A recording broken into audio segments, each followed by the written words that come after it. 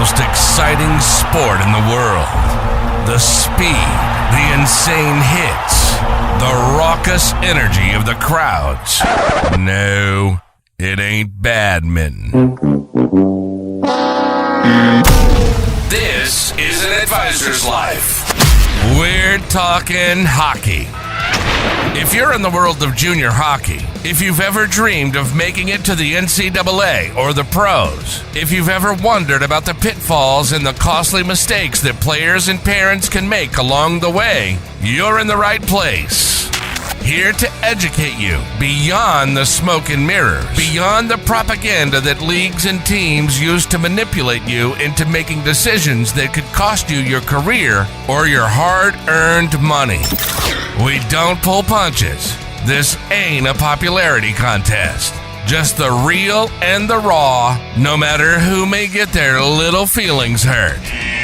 Disrupting the status quo. This is an advisor's life with your host, Joseph Kolodziej. Truth bombs coming in 3, 2, 1.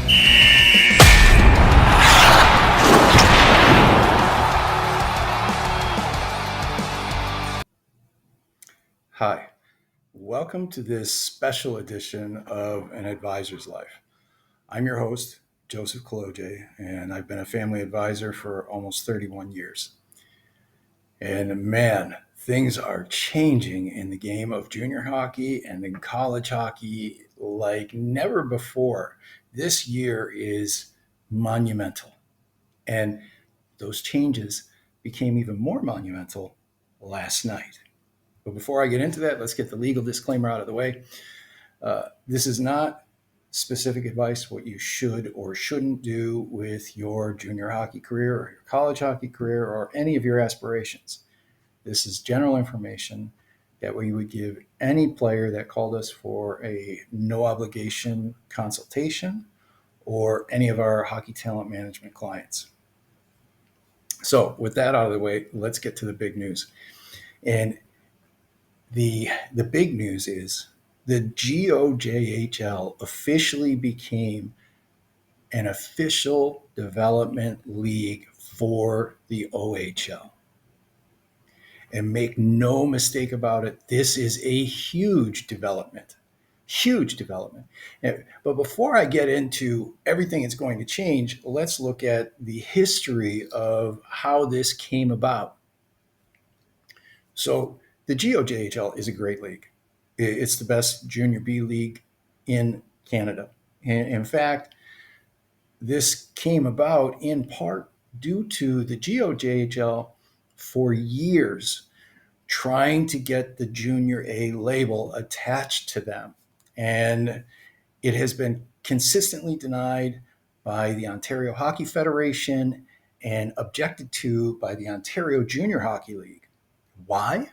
Because somewhere down the road, somewhere in the past, there was a backdoor deal made in Ontario that said the OJHL was going to be the only junior A league within that footprint.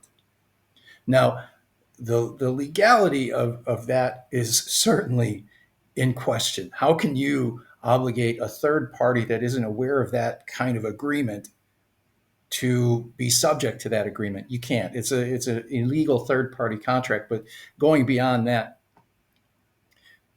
this had the OJ locked in as the top league in that area. So keeping the GOJHL as a quote-unquote junior B labeled league made the OJHL, it gave them the appearance of being far superior as to level of play and quality of players, when in fact, the OHL has been sending many of its top prospects to play in the GOJHL, and they call them up from the GOJHL. And they're not sending them to the OJ. And there's a reason for that. You know, the GOJHL is largely free to play. The major junior players aren't about to start spending money to play hockey. So, why would they go to the OJ unless they're getting a free ride? So, this blocking of the GOJ from getting the Junior A label, this has been an ongoing issue for years and years and years, because the Junior B label applied to the GOJ makes absolutely no sense. This is a very, very high quality league, and teams within this league would beat the crap out of a lot of Junior A leagues in the OJ and every other Junior A league in Ontario. They would destroy them physically, skill wise, speed wise. The GOJHL is a great league. Oh, and it's going to get better. So now the GO becomes the official development partner of the OHL. What does that do? That sends a lot more OHL drafted players and OHL top prospects to the GOJHL for development. And why? Why are they going to go there instead of Junior A? Because it makes the most sense. The OHL is going to mandate the standards be risen in the GOJHL to mirror those standards that the OHL has for its own teams. So that those OHL prospects, they're going to walk into situations that feel very much the same or not much different than the OHL systems that they're not going to be playing in right at this time. This is a huge, huge development. And when we come back after the break, I'll get into the very specifics of how this went down and how it's going to affect hockey in Canada, in Ontario specifically, moving forward. And I'll be back after this break. When it comes to getting to the next level, there is only one name you need to know: hockey talent management. The gold standard in player advisor services for nearly 30 years. Helping players and families get to NCAA, junior, and professional hockey leagues around the world. When you are ready to really reach for your dreams, it can only be hockey talent management. Welcome back. So, these talks began back in April and May, and I mentioned them in, I think, May or June, and I said big things were going to happen with the GOJ. And here's what you don't know, what's not being said in the release. This deal was offered to every Junior A league in Ontario, the CCHL, the OJHL, the NOJHL, the SIJHL. They were all offered to become official development leagues of the Ontario Hockey League, and they turned it down. Now, why did they turn it down? Because the OHL wants limits on the number of 20-year-olds. The OHL wants standards in place for development. They certainly don't like the skyrocketing tuitions that are being charged by Junior A clubs in Ontario. Oh, this is a masterstroke for the GOJHL. They don't need the Junior A label anymore because they're the official development league for the Ontario Hockey League. That is a big you know what to the Ontario Hockey Federation. You know what you're going to see? You're going to see the top prospects who aren't quite ready for the OHL going to the GOJ. You know what else you're going to see? You're going to see Europeans going to the GOJ. And guess what? It already started happening right after this announcement was made. You're going to see the GOJ become the second destination for NCAA and NHL scouts to go scout. All the other leagues in Ontario, other than the OHL and the GOJ, are playing catch up to those two leagues. I don't care what label they have on them. I don't care what they've done in the past. The past is the past for a reason. This is the future. This is genius for the GOJHL, brilliant for the OHL. What you're going to see limits placed on the number of 20-year-olds in the GOJ. They may be eliminated altogether. Excuse me. You're going to see Europeans. You're going to see the elevation of coaching. You're going to see a whole lot better development taking place in the GO, and it wasn't bad to begin with. What an exciting time to be a player. Where do these young players want to go They want to go to the most direct path up, and that's the GO. So you're going to see a lot of really interesting things happening with the GOJ moving forward. The Junior A label doesn't need it. It's over. They've surpassed that now. So where are young players from other leagues going to want to go now? The GOJHL. This is really a very, very big move. And one has to wonder, is the Western Hockey League going to do something similar? Is the Quebec Major Junior Hockey League going to do something similar?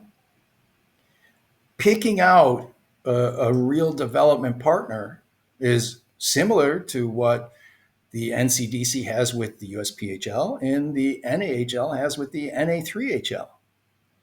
But the OHL has already proven to really use this model.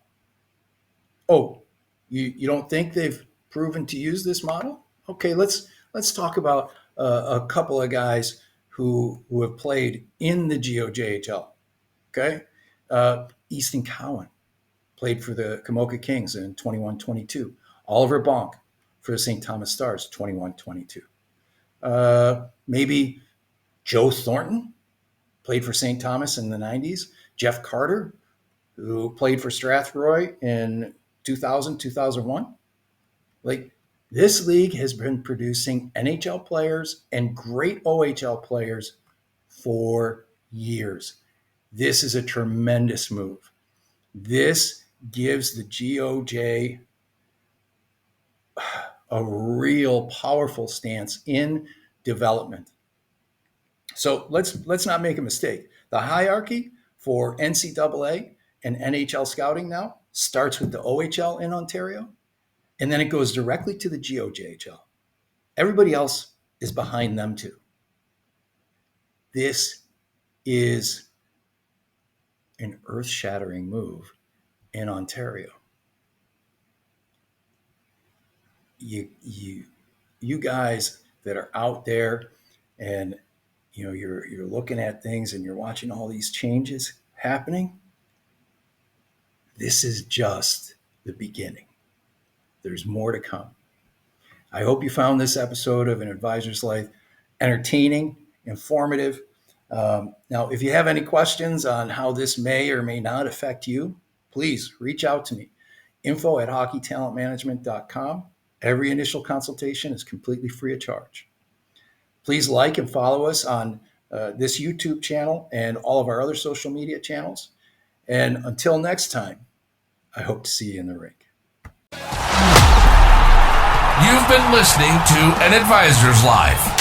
Over the past 3 decades, Joseph has been on every side of the hockey business. Team owner, a general manager, a coach, a league vice president, a player, a family advisor, and an agent. He's worked with everyone from the NHL all the way down the ladder. He's seen it all. For over a decade, he's been writing a column on the Junior Hockey News. Everyone kept telling him, hey, do a podcast. So he's finally taken the plunge. We hope you've enjoyed the show. If you did, make sure to like, rate, review, and subscribe. We'll be back soon, but in the meantime, hit us up on Twitter at junior_hockey, on Facebook at Junior Hockey News, and on Instagram at The Junior Hockey News. See you next time with more Truth Bombs on An Advisor's Life.